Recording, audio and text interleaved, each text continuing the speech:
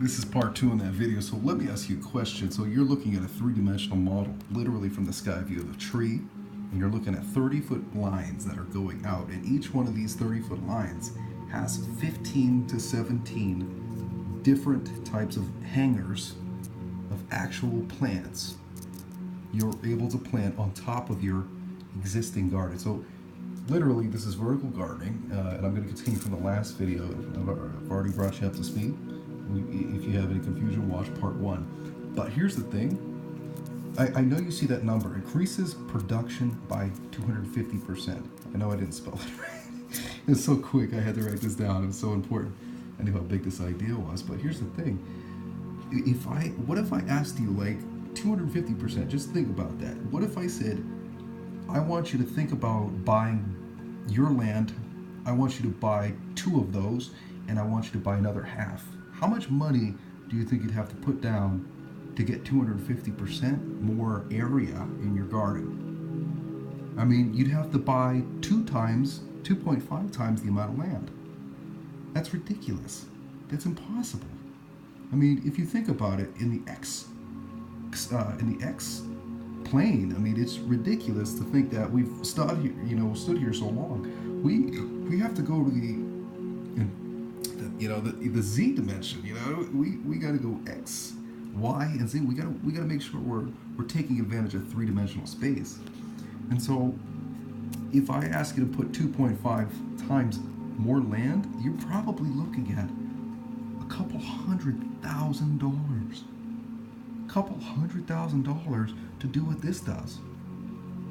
Now think about it that way. How important do you think this is now? You see what I'm saying? And now the tree that was in your way is now becoming your best friend. Not only your best friend, but it is increasing your production by 250%. And now these can be incredibly long lines, and I recommend that these are Arduino controlled. The pulleys, you can obviously have them on a timer. That would be probably easiest. And each one of these pulleys, that's a function if you want it yourself. Obviously, there would be a weight issue, and you'd have to have a big motor on each one of these. But regardless, each one of them would have access to that. But it's an idea. Will it block light below? Absolutely, but how much light do you think it's going to block? What, 20%? Give or take? Maybe 30, if that? That's still a lot of light that comes from that sun. And you're recycling that light by going in the vertical space. It's crazy. You know what I mean? And that light is only going to be really blocked on certain parts of the day. When the sun's directly above, that's probably where it's most blocked. But when the sun's on the side, it's not going to be anything away from your garden. Your plants there's not going to be any black spots for the entire day. You see what I'm saying? So I think I would like to get you to think about this, but think about it being automated.